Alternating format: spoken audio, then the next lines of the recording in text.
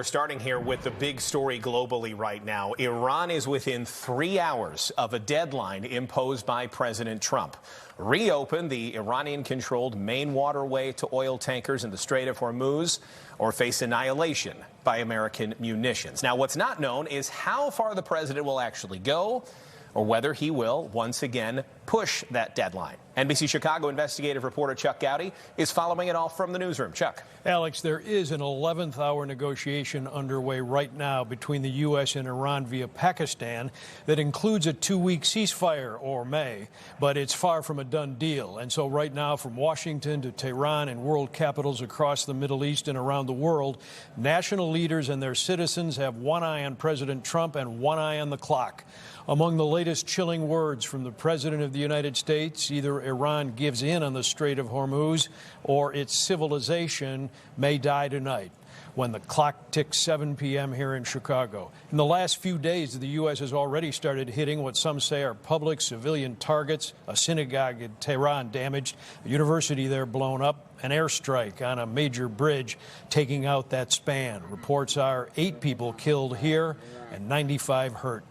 At this hour, human shields are in place in other Iranian areas, bridges, with the threat by President Trump that all bridges will be blown up starting tonight, along with power generating plants. Supposed human shields also outside those facilities, this group fronting a sign that says public infrastructure bombardment is considered criminal war. But in a social media post this morning, the president said a whole civilization could die tonight, essentially, if Iran doesn't give in.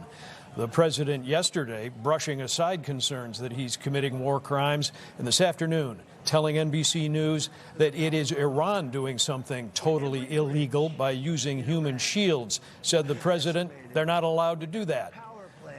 I just talked with University of Illinois international law professor Patrick Keenan.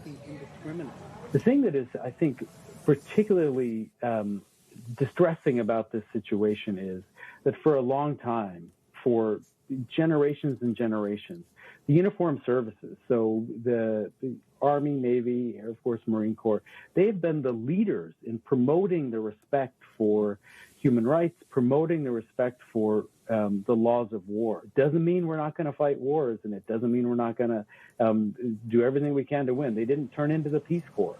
They remain the Marine Corps. But they promoted the respect for the laws of war because they knew how important it was.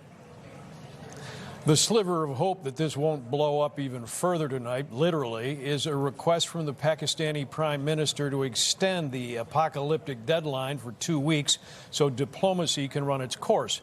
The White House just saying President Trump is being briefed on the proposal that may or may not include a ceasefire and that he will respond to it. Marion? Chuck Goudie, thank you.